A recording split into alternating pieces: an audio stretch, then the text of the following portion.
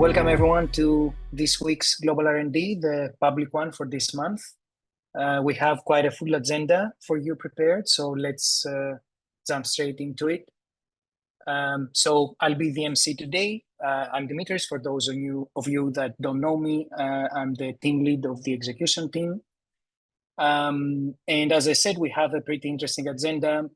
We start off with a few updates from the Bitcoin Nashville event about developer experience, the CYCLOTRON milestone that we hit, a ckERC20 update, and a future outlook on Oisy. And then we'll wrap up with two community demos, one from Civic and one from Bitfinity.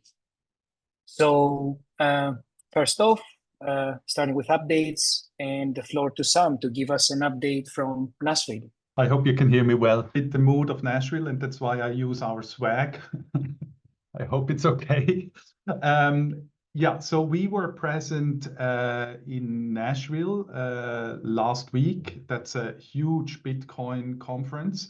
And there were various activities. So there is the main conference with about 20,000 attendees, apparently 2,000 companies represented, big keynote speeches. And we had a Chain Fusion booth. There was a Bit Gala, which was a side event for Bitcoin VIPs with drinks, and we sponsored part of this event, and there was an opportunity to meet some of the, for example, the creator of BRC20 to have an interesting chat. Then there was a so-called Bitcoin Builders Conference. It was a 1.5-day side event organized by Stacks. Again, keynotes, panels, hands-on sessions, and there we were present with 2 keynotes and also participated in a panel. And then finally, we also organized an event, a side event of our own, the Chain Fusion Day Bitcoin edition. This was a 6-hour event, again with keynotes and panels. And I'm going to talk about the main conference, Bitcoin Builders, and this Chain Fusion Day now a bit in more detail, and just want to share some of the takeaways and learnings for myself or from the team. So let's go to the next slide, please. So this is, you see a bunch of pictures from the booth. I think it was, you can see there were really quite a number of people attending. So on Thursday, it was so-called Industry Day. There was a more technical audience. And then Friday, Saturday was the main conference. There it was more diverse. On Friday, you had people that were interested in holding tokens or what you can build on top of Bitcoin. Saturday was even more diverse with people with kids. And it was also the day that Trump attended and had a speech. So you have people that were purely there, I guess, for political interest. An observation from the people who spent more time at the booth that about 15 to 20% of people know or even hold ICP. So we were not completely alien there. But still, of course, people ask, why is ICP here with Bitcoin? And then we explained the Chain Fusion pitch. And in a way, people understood this. It resonated. Also, the whole branding was really much more around Chain Fusion as opposed to just ICP. People were drawn to this booth because it was quite colorful and fun. The booth was covered in podcasts and in local news. We had this Motoko claw machine where you could get these Motoko plushies, and that attracted kids. And then the kids came with parents, and so you got into talks with the parents, but even, of course, also some parents like this. We had cowboy hats like this, so you could see people walking the streets of Nashville with these hats. So I think really, this attracted a lot of people. That was really well done. In general, this the conference attracted lots of different people, right? It's a huge industry. You have miners, financial services, custodies, solution providers, law firms. And I think the main audience there was interested in sort of Bitcoin as digital gold. So that was sort of their main way of how they looked at Bitcoin. And that's a bit different from when we now go to the next slide, please, the builders. Oh, sorry, no, I have this slide first. So I wanted to say a few, yes, go to the thank you.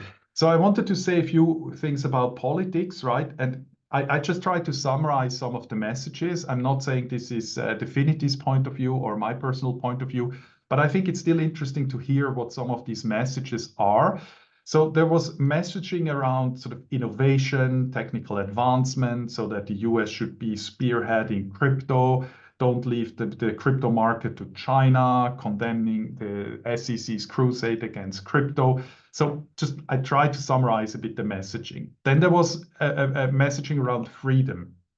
And sort of I thought one talk by Kennedy, which is about, he emphasized that the universal right to transact is very important, is almost or just as important as free speech, because if people can no longer transact, you can sort of get them out of business and they can have no livelihood and you shut them down, right? So he emphasized this. There were talks about central bank digital currency, CBDC, and worried that this leads to more surveillance. There were people chanting free Ross Ulbricht, which is the creator of Silk Road. And then there was also the point more about Bitcoin as a reserve asset. So the US should hold or purchase Bitcoin, clearly addressing sort of the hodl mentality. And I checked today, apparently 40% of US citizens hold crypto. And I guess by now the politicians have realized that's a target audience, right? They want to target. And that's, I guess, what you can see reflected in some of these messages. So let's then go on again to more technical topics on the next slide, please. So a few words about this Bitcoin Builders Conference. Again, it was developer focused, organized by Stacks. You could say Stacks is one of the more prominent layer 2 solutions in the Bitcoin world, but they welcomed a lot of other L2 players. And it was a very in-depth technical conversation about how to settle or encode certain properties on Bitcoin, how to benefit from Bitcoin as a very secure system. And I think everybody kind of agreed that ultimately it's about providing value to Bitcoin. So that's always, in a way, was the main argument. And clearly this audience goes beyond this sort of digital gold idea and this whole initiative or stream is called, often referred to as Bitcoin Renaissance. And I guess we all know the story of ordinals, which were launched in January last year. I listed here some of the market caps just to show that this has actually become a quite big market. Then later last year in March, BRC20 was launched, and this year it was Runes. And I double checked with Lomesh and the numbers. So by now, about 70% of Bitcoin transactions are around Runes. Just it shows that this is a very dominant new technology. And I guess we went there to explain that now you can soon have Schnorr signatures, threshold Schnorr using ICP, and that positions ICP at sort of this forefront of these innovations. I think we still need to really refine our messaging and what's exactly the position, but this message was welcomed. You see pictures of Kyle at the panel. I was talking about Chain Fusion. It's the lower picture. I think a really well-organized event by Stacks. Then let's go on to the next one, please. The next one is about the Chain Fusion Day. So again, the talk was about meta protocols, layer 2s. There was a session about investment trends, a session about Chain Fusion showcases featuring some of the ICP projects, how to scale Bitcoin. And for me, some of the learnings were that we managed to attract speakers from the Bitcoin community that were quite well known in that community, and they then attracted more people to attend the event.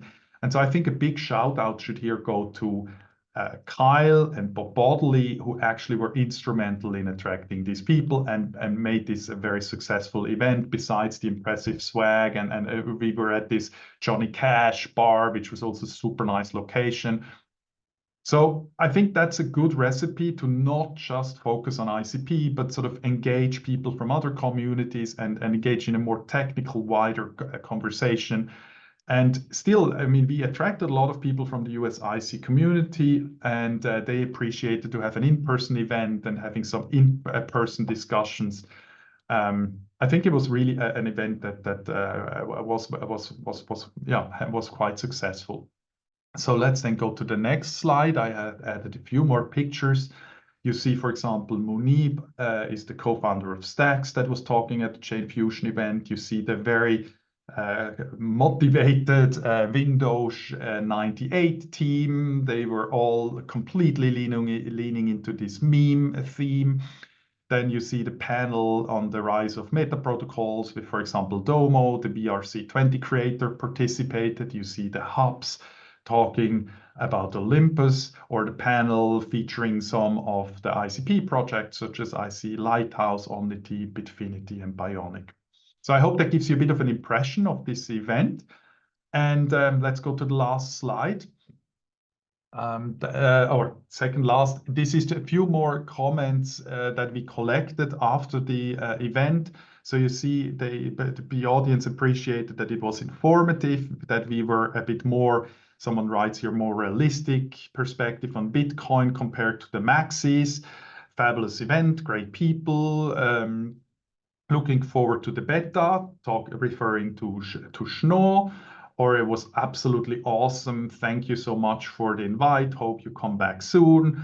Or then the very long feedback there. As an investor of the ICP token, I was delighted to see your team putting on a high quality event, engaging and educating the Bitcoin community.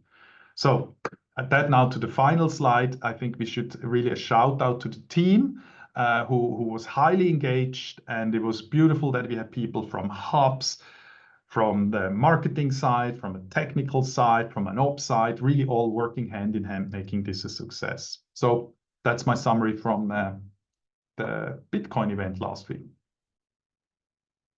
Great. Thanks, Sam, for the very detailed summary, and great to hear all the positive messaging from the event. I think that's really good to hear about the IC community. All right, then moving on to developer experience update. Jason, will you get us through it? Thanks, Dimitris. Switching gears quite a bit here. I'm Jason, engineering manager for SDK, and today's developer experience update is going to be on testnets. So no, there's not a separate network outside of ICP mainnet that's used for testing, but there are a variety of ways to achieve the same effect. We've updated our docs to make this information clearer and easier to find, and I'll take you through how we're thinking about testnets in the next slides. So there are three options for achieving testnet-like experiences on ICP. Option one is temporary deployments, and this is by far the simplest way to achieve this experience. And the idea here is that you can deploy your canister to the ICP mainnet for free for up to 20 minutes. There are some limitations. So for example, cycle transfer operations aren't permitted and memory is limited. But if you just want to run a test or an experiment, this is a fine choice. Next slide, please. The second option, and so these gradually get more technical. So this is slightly more technical here, but the second option is a private testnet. With this approach, you take what's called the Motoko playground. You take this code, you clone it, and then you deploy it yourself to create a canister pool that you can share amongst your team. And with that, you have control. You can modify any limitations that were imposed by the playground for the mainnet version that we host. You can adapt and fine tune it to fit your needs. So those QR codes link to both the docs and the playground code. Next slide, please. So option three is a more advanced use case. This is a synthetic testnet. And the idea here is that you can define a named network that DFX will use to partition canisters from other canisters on different networks. Now, all the canisters get deployed to the same ICP mainnet, but DFX knows which canisters belong to which networks and then can target those specific canisters when issuing commands. So if you need a more sophisticated use case to achieve testnets, this is another option. Final slide. So to wrap up, here are the dev docs on testnets. So the link on the left is for people who just want to get started quickly, and it references the playground or the temporary deployments. And the link on the right goes into more detail on the different networks and how to utilize them. So yeah, that's all from me. I hope you find the docs helpful, and back to you, Dimitris. Thank you, Jason. Yeah, I think that's a long-standing request from developers having easy access to testnet. So I think a lot of people will appreciate the instructions. Cool. Then let me check if there is, I guess people are still. Oh, there is a question if you want to address it, maybe real quick. For option one, is the temporarily deployed canister ID the same when you deploy permanently? No, it is not. It will get changed. All right. And then going to Ulan, who will talk about the second milestone we achieved in the AI roadmap section. Ulan, off to you. Thank you, Dimitris. Yeah, hi, I'm Ulan from the runtime team, and I'm happy to announce that we completed this milestone called CYCLOTRON, and it is a milestone in our decentralized AI roadmap. And the idea of this milestone is about like performance optimizations and get as much performance as possible for AI related compute that's running in WebAssembly, right? Like as you might know, when we run AI on chain, we are currently running it inside WebAssembly that runs on CPUs. And this milestone was about optimizing that case, and next milestone like Giratron or like some future milestone will be about bringing GPUs and running AI on GPUs. But today, yeah, I'm talking about CPUs and WebAssembly, and I think we achieved quite good results. Like I will show details in later slides, but as a summary, we see when running end-to-end AI inference, like on-chain, we see 5 to 19 times improvement or speed up, depending on which model you use. And if you look at micro benchmarks, like floating point operations, then speed up is even higher, 28 times. And why we are doing this? Well, performance is always good, right? Like, but our main goal was to enable inference on-chain or larger models that have millions of parameters. And to give you an example, maybe you have seen this face recognition demo that Dom recorded recently.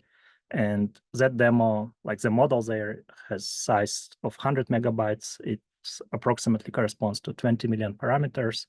And if you would run that model before CYCLOTRON, then it would execute 77 billion instructions. And we have currently 40 billion as the instruction limit, right? So previously it was not possible to run it.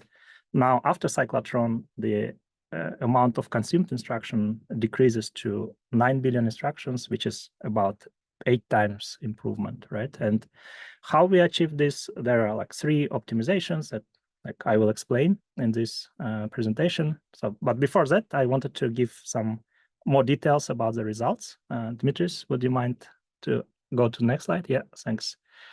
So this graph compares the baseline, the older version of DFX, with the CYCLOTRON, which is like the new DFX.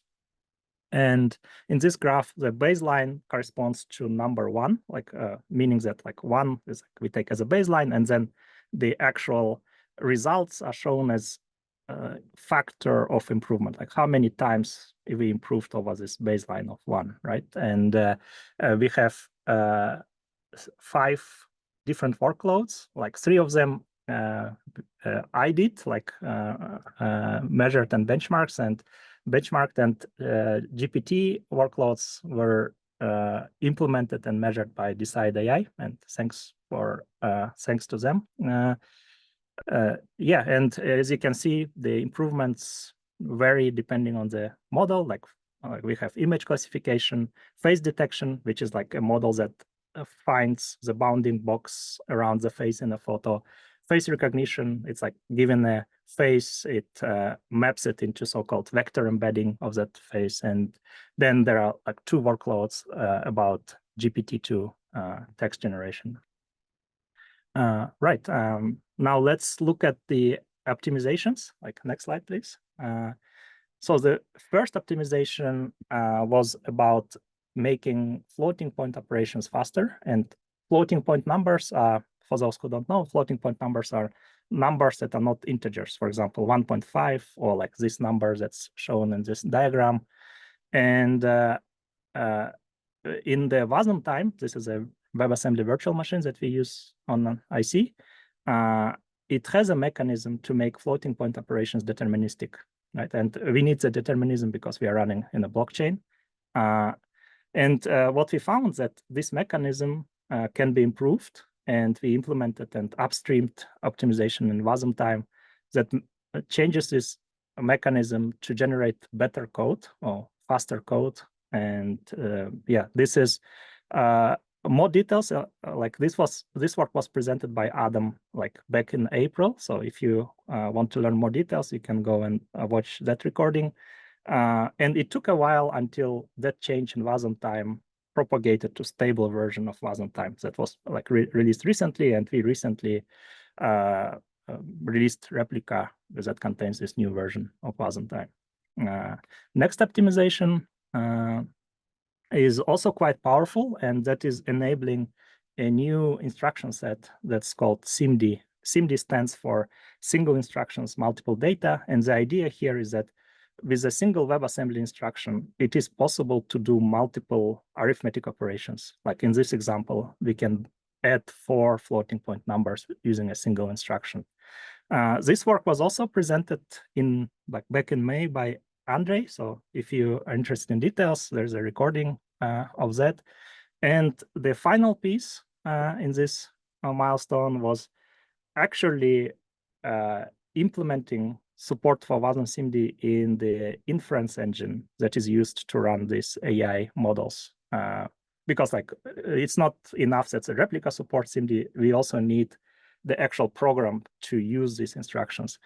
And we are using this inference engine called Sonos Tract, and we implemented an upstreamed optimization there, which means like we implemented basic core operations like matrix multiplication and others to use SIMD instructions, like in this example, when that library is compiled to WebAssembly. And like I think a pretty cool thing about like first and this optimization is that we actually contributed to open source projects, and not only us, but others can also benefit from these projects. Yeah, that kind of all about optimizations. And then my final slide, I wanted to give a summary. So the milestone is completed. There are nice improvements. I wanted to thank people who helped in this work, and also use this as an opportunity to congratulate Islam and like welcome Islam and the new role. And Islam is now our AI engineering lead at DFINITY, and he will be taking over like AI initiative and working on the next AI milestones. Like, congratulations, Islam, and best of luck. Thank you. Yeah. All right, thank you, Ulan. Yeah, very cool work and very nice optimizations indeed. I think now people can really start using some of these interesting AI models on the IC. So that's great. All right, then next up we have Pete with an update on ckERC20 tokens. I'm Pete Littlewell, head of product at DFINITY. And I'm here to announce exciting news that ckUSDT was enabled early last week. And for those of you who live under a crypto rock, maybe there's some of you out there, USDT is also known as Tether, is the largest stable coin by, I think, all the metrics, from market cap, holders, activity, everything. I also know that many of you are waiting and hoping for the native version of USDT to come to the internet computer. But the reality really is that the CK version is an important and crucial step to that happening in the future. So it's very important that we got this out last week. Next slide. So ckUSDT joins our growing collection of CK tokens enabled on the internet computer. And combined across all of the native and ERC20 tokens that we've enabled so far and created twins on the IC for. The tokens that we've now twinned have a combined market cap of close to 2 trillion. And why is that important? Well, the CK tokens sit within the overall Chain Fusion initiative. And the purpose of twinning them is to offer an ICRC1 version of all the tokens that matter most to the wider crypto community. So by enabling the ICRC1 interface on these tokens, it makes it easier for on-chain smart contracts on the IC and also off-chain applications like wallets or custodians to program these assets as they would any other ICRC1 token. So whilst today CK tokens are mainly used maybe in wallets and traded on DEXs, it's kind of possible to imagine a future where this enables much more sophisticated and automated applications to be built. Like, for example, a self-custody AI wallet in a canister in the future. So we see this as a really important building block for developers to innovate as part of the Chain Fusion initiative. Next slide. So a quick reminder, there is a single ckERC20 orchestrator which creates and manages the ckERC20 token ledgers and indexes. And enabling a ckERC20 token is done by an NNS proposal. So anyone can submit such a proposal. DFINITY has been submitting some, but we've also had the community submitting proposals as well. And when that proposal is accepted, the NNS updates the orchestrator by sending update args to the canister. And once the new ERC20 canisters are created, from then on, anyone can issue and redeem the new token back and forth from the Ethereum network. Incidentally, ICP Swap, IC Router, and Oisy, coming up next in the presentation, all provide nice user-friendly ways for users to move tokens to and from the Ethereum network. Next slide. So it was a quick update. So I'll just leave you with a couple of QR codes if you'd like to know more. The first takes you to a more detailed page about the ERC20 orchestrator, and the second takes you to the dashboard where you can query the current stats and all the activity on these CK token ledgers. Thanks very much, and back to Dimitri. All right, thank you, Pete. I guess the game is on. We want to see as many ckERC20 tokens as possible, so let the proposals begin. All right, so next up we have Andronikos, who's gonna talk about the future of Oisy. So Andronikos, feel free to take it over. Thanks, Dimitri. So from the CK tokens, the actual CK tokens to a product that uses them. I'm Andronikos, I'm an engineering manager here in DFINITY, and I'll tell you about what we're doing in Oisy land. So maybe to recap why Oisy is important. So Oisy is a wallet, first of all. It's a new wallet that we're building, and we have been building for quite some time. So when you build a wallet, the first decision you have to do, you have to ask yourself, and you have to take a decision is really, where am I going to store the private keys? And traditionally, we had like browser-based wallets that were custodial. Coinbase, Kraken, they belong in that category. Someone, an institution takes control of your private keys, and you have to trust the institution. But the UX is pretty good, right? Like you log into your wallet with your browser. Nowadays, there are passkeys, plenty of recovery methods, 2FA, all of these things are being taken care of. So very sweet experience. On the right-hand side, what you see here is then the other sort of group of wallets that we call self-custodial wallets, and there really are hundreds of them. And really then you, the user, control the keys. Not your keys, not your crypto is a famous thing in crypto land. And so here we have MetaMask, for example, and hundreds of wallets. And so the interesting thing here is that in terms of the UX, it is getting better, but you still have to download something, a mobile app or a browser plugin. You have to make sure that you take a backup of your seed phrase. You have to make sure that you have a password. And now there's a third category really in the last year and a half that have started to emerge, particularly with account abstraction in Ethereum, that they are browser-based wallets with strong security properties, and they are non-custodial. So technology has evolved. And here we have Vampire, Sol Wallet, there are a couple. But they really are Ethereum-only wallets. And of course, Tezos has, for example, its own wallets, and probably other ecosystem that they have web wallets, or maybe single network wallets.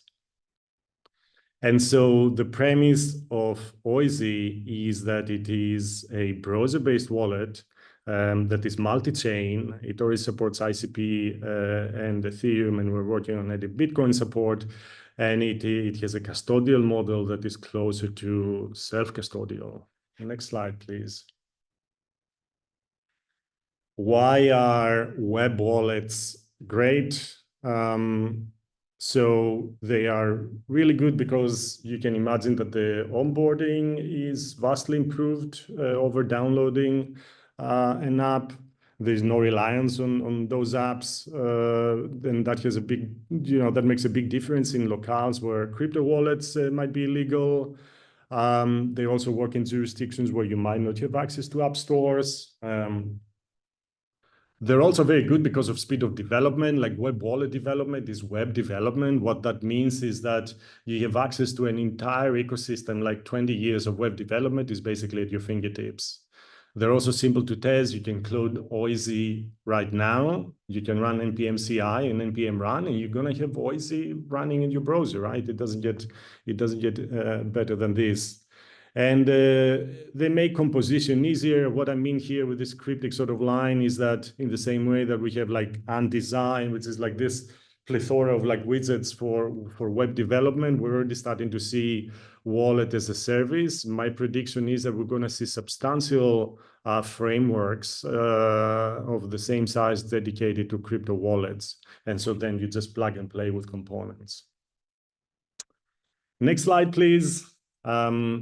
And so now we're coming to the short-term roadmap for Oisy. We really have 2 milestones, so I'll keep it simple. We're going to go live and we're going to do an airdrop. But really, just to explain this a bit more, I've split it into 3 tracks here. These are the tracks that we're working on right now. So going production ready really entails that we're working on the ownership model that has the projects. 2 projects here, the same user signer. There's going to be an endless control canister, like a new canister that is going to be stateless and is going to do threshold signing for Ethereum Bitcoin transactions. And hopefully other wallets in the ecosystem can use it. And that is going to make Oisy a credibly neutral sort of wallet. We're also working on deploying Oisy with Orbit. This project only started a while ago, but we're making strides there. So Oisy, the Oisy front end, which is going to be controlled by DFINITY and the Oisy backend, will be deployed through a multi-sig process.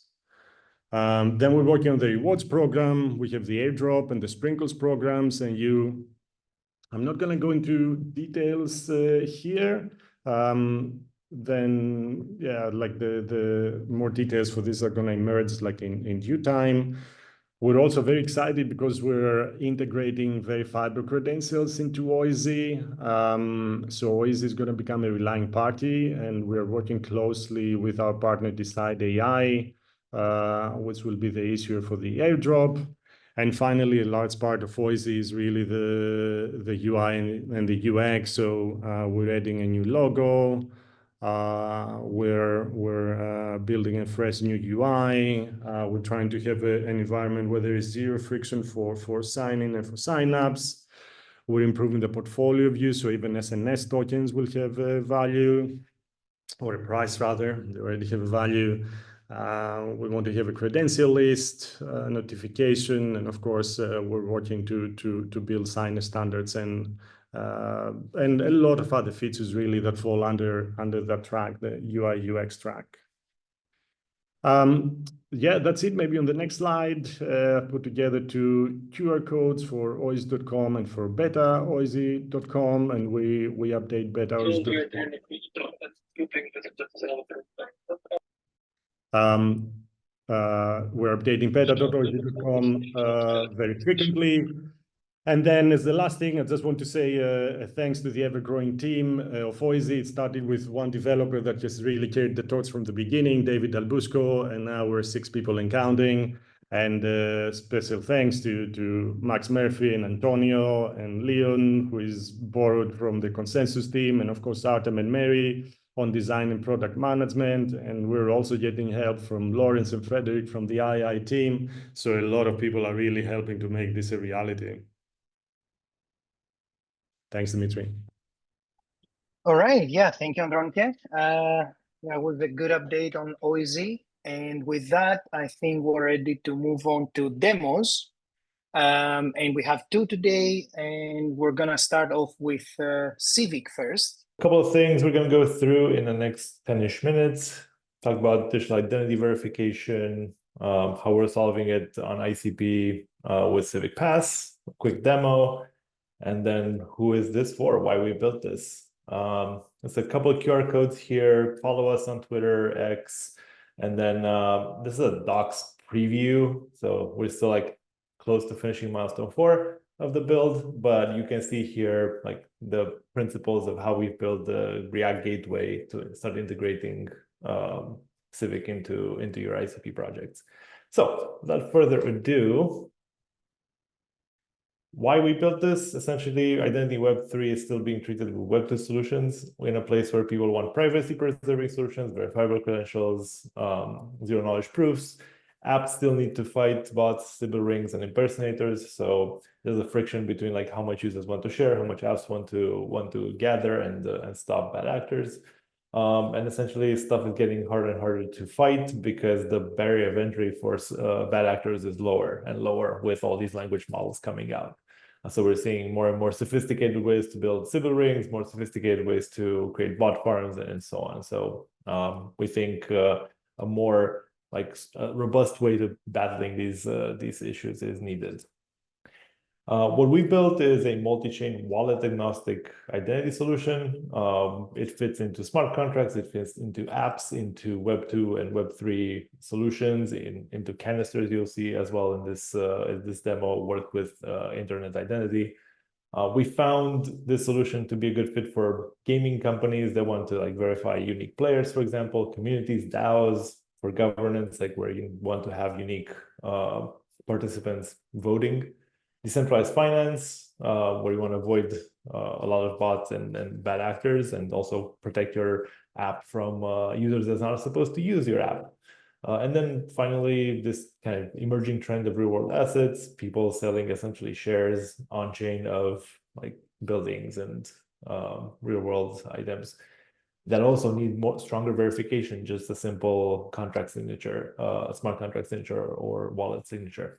So what we built on top of internet identity is a way to get verified using a credentials canister. So the user would interact with the relying party, which can be a wallet, it can be a game, it can be a social network, a community. Essentially, they get a challenge, they provide those credentials through the portal, then they get issued a pass. That pass can be verified by the relying party. All happens with the internet identity principle. So what is a Civic Pass? Essentially, it's an attestation that says you've passed a certain challenge. It can be a uniqueness challenge, it can be a captcha challenge, it can be a liveness challenge, it can be an ID verification challenge. It could be any kind of challenge altogether. Like if you decide to have your own custom logic, that also is possible. It's fairly straightforward to integrate. We have tons of libraries built up, ready to use. And we also have API endpoints. So you basically can connect to it and start using it right away. To date, we've issued 900,000 passes. We work with 570 plus projects and apps across multiple chains. We've blocked millions of bots and Sybil rings. So we've been in the market for what, 8+ years now. Now, without further ado, let me launch the demo. What I'm going to be showing here is essentially the authentication process. This is like super hot off the press. We just really the team just released this last night in terms of the demo itself. So let me walk you through. So what's happening here is we're on a relying party website, very bare bones. We need to authenticate with our internet identity. We're going to create one here. So essentially going through the PIN process, get our internet identity, And then once we have that, we'll be able to pass through the verification process on the get pass. So you see, I don't have a credential. I go get my credential. I first need to confirm that I still am in control of that identity that I want to attach the pass to. So I'm confirming here.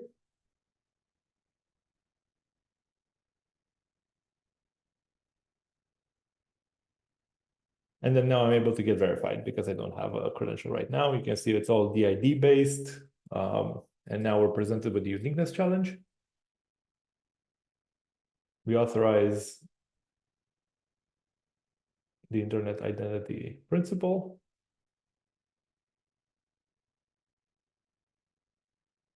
And now we're presented with the video selfie challenge.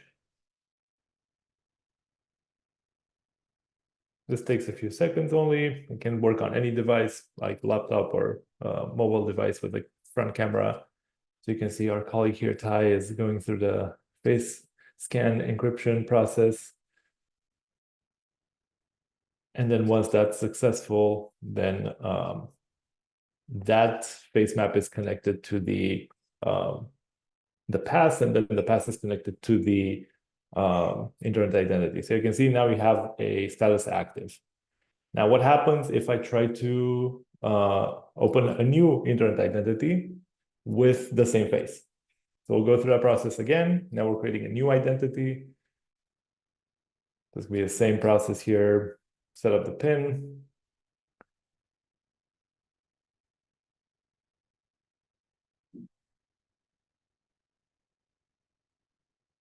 Now we're getting the identity connected.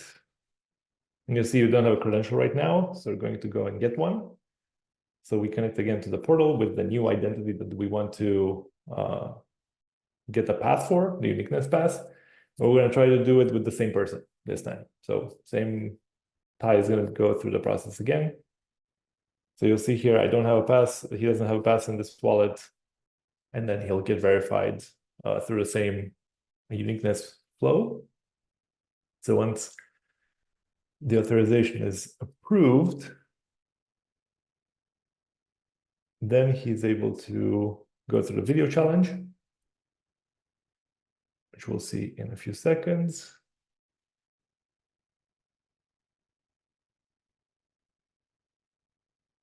And you see it's the same person. There he is. Trying it again.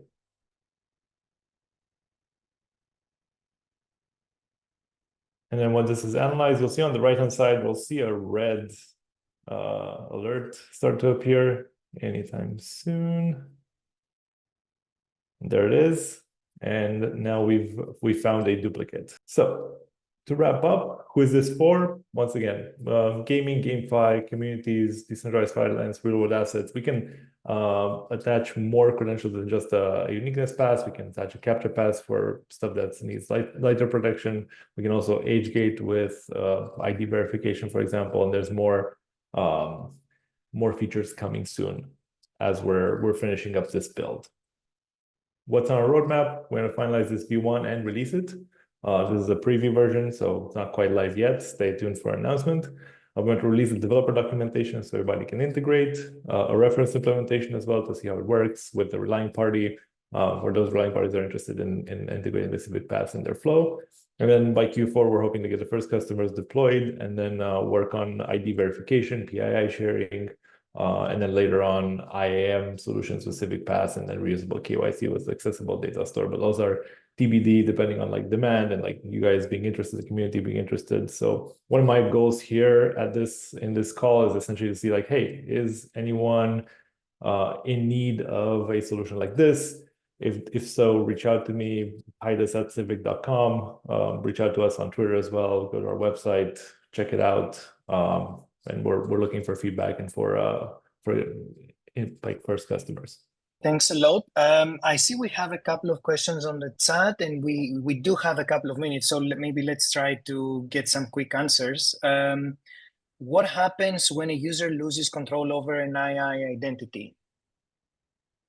So if they have a uniqueness pass, for example, they can go revoke that, right? And essentially, because it's not based on the internet identity when you revoke it, it's based on the face map similarity, right?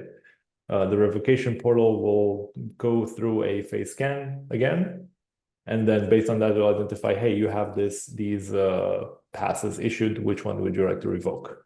So in that case, you could essentially remove it from that compromised internet identity or that lost internet identity. They expire after X number of days, 30 days, 90 days. They can also be set to expire after a custom period of time.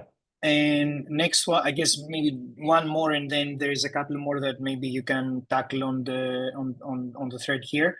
How do you deal with identical twins? Our face recognition engine is state of the art from that perspective. I can't really delve into the details of how that works because I really don't know. I just know that we are using the best in class software out there to make sure that we can distinguish between identical twins. It's not an easy problem, I can tell you that. Might not always work. Right. Okay, yeah, and as I said, maybe a couple more, but you should be able to see them on the thread, so we can give also Bitfinity their fair share. Thanks a lot again, sure. Titus. And yeah, so let me then quickly pull up the intro slide. So I think for Bitfinity, we have Max today. So Bitfinity Network, as most of you will probably know, is the an EVM technology on the IC. It enables developers to deploy Solidity-based apps on the internet computer. And just like that, we can have Uniswap, Aave, etc. deployed on the IC. Because the IC is a very high performance chain, the Bitfinity EVM also has very good statistics. So it's averaging about a 1 second block time. It's got just a single block transaction finality. So as soon as that block is added to the chain, it will give, you have finality on that. And it can also do hundreds of transactions per second, which is far faster than any layer 2s that currently support the EVM. It is deployed into a canister on the IC. And the vision for Bitfinity is to go completely cross-chain and to enable swapping and using DeFi products with a whole range of different tokens that will come through chain key technology, etc. So this is the main page for the Bitfinity network. If you go here, you can if you select here, you can, for instance, see the testnet block explorer or get testnet faucets to access the testnet faucet and get tokens. You could also read up on the white paper, explore some of the ecosystem dApps. If you want mainnet tokens, you can actually request them right now.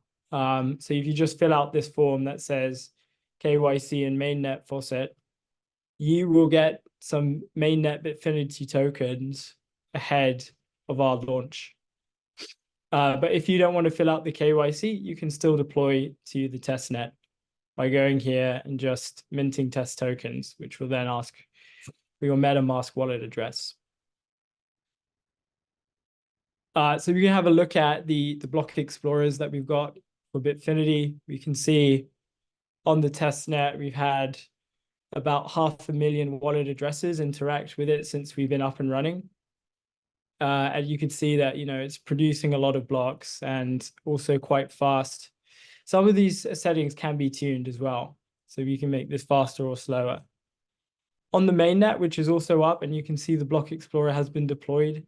We have fewer transactions, primarily due to the KYC. But again, it is open for anyone to use should they wish. So here on Bitfinity, you have some of the example dApps deployed. So you've already had an app called Lendfinity, which has deployed a fork of Aave. And you can see some of the tokens that are also there. These are tokens which are deployed from another dApp called ChapSwap, which enables you to swap from one token to another. So you can swap from BFT to Chap. And this is a fork of, I believe, Uniswap v2. They also have a DeFi page where they're running farms and staking, all other kinds of services, pools, lottery. I think perhaps this is heading more in the pancake swap direction. But yeah, and these guys, completely different team, building on Bitfinity, have integrated Aave with the tokens on the ChapSwap testnet, and you can actually borrow and lend and do whatever you need to from here. So having discussed that, I'm going to dive just a little bit deeper into the technical architecture for the EVM, just show what it's all about. So this diagram, which is in our white paper actually, and you can access that on GitHub, kind of shows you what the architecture looks like. You have a canister API that you can, and also a JSON RPC API. From the JSON RPC API, you can send basically Ethereum type transactions or requests to read the Ethereum blockchain. It's exactly like interacting with Infura. The only difference is that it is on the IC from a canister, and you have that endpoint. And then from there, the requests go to this queue. If there's a request to make a transaction which changes state, the signatures get verified by a separate canister. And then once those signatures are verified, the ECDSA, the transactions are added to a transaction pool. They're then bundled into blocks and executed by the REVM executor, which is, REVM is basically an EVM built in Rust, which we've deployed to a canister. Once the EVM executes the transactions, it updates the blockchain state, blocks, logs, receipts, and also updates the Merkle tree. So the Merkle tree is the authentication of all the state, right? So it's a tree-like structure that authenticates the current state. The Merkle tree is something we also had to port from Parity and get running inside the IC. Everything is ultimately backed by stable storage in WASM. So we can persist all the state in the EVM. Some limitations about the EVM. The EVM can, if you're looking at Ethereum and processing blocks per second and hundreds of transactions, you're very quickly going to run into terabytes of blockchain state that you need to store. So the EVM doesn't store the full history of blockchain state on the IC. However, you can access this data off-chain. And because we also authenticate the Merkle tree also with an IC signature, and also that means the last block header of the chain with an IC signature, you can still read all of this data off-chain and verify that it was produced by the EVM. So there's a bit more of that. The protocol's also been fully audited. It's been audited by QuantStamp with no issues found. Yeah, and so apart from the core architecture of the EVM, there's also quite a bit of stuff that was needed to run to run all the peripheral stuff that we needed. So for data redundancy, we have a couple of cloud services that store all the block data that is produced by the EVM. You can also run a forked version of a Reth node, which allows you to basically off-chain sync up with the EVM and have the exact same state on your own local node. And so you can play around with that. Then, of course, you've already seen the Block Explorer. That's another service that needs to be run. And so all in all, even though the EVM just runs from a canister, there are still probably about 3 or 4 peripheral services that need to be run per deployment, either the testnet or the mainnet. And so to do that orchestration, we have used Terraform to automate our deployments and get all the services up and running, which include the Block Explorer, the Reth node, which allows you to basically interact with a copy of the EVM locally, and also block extractors, which extract all the block data for redundancy, so that we make sure that we store all of that in the cloud.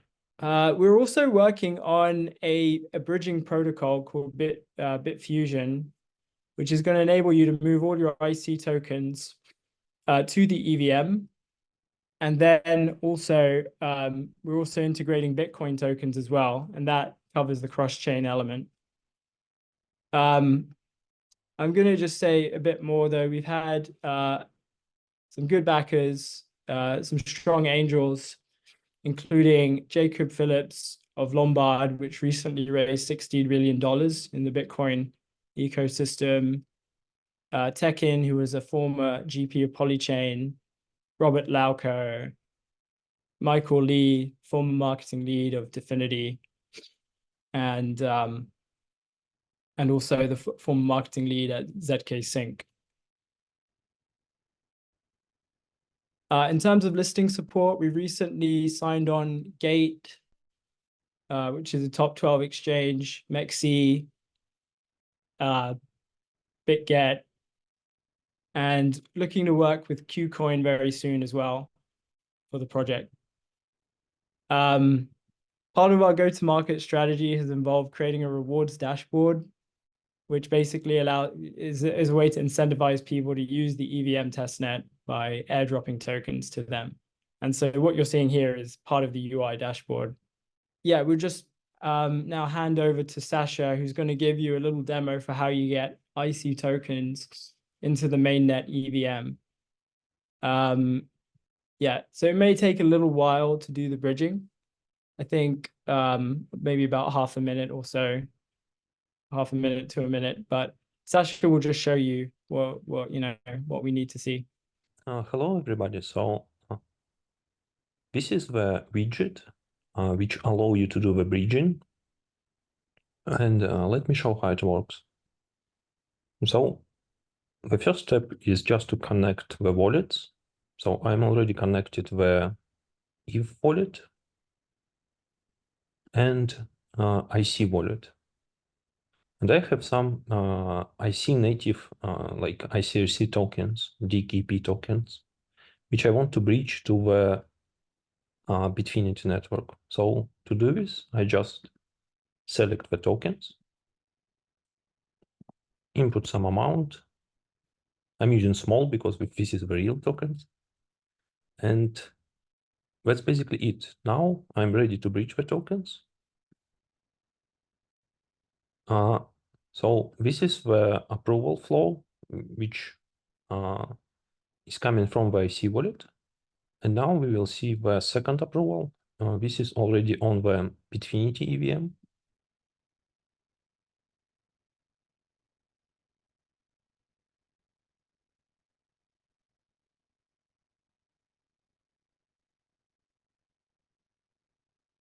Okay, so tokens was bridged successfully.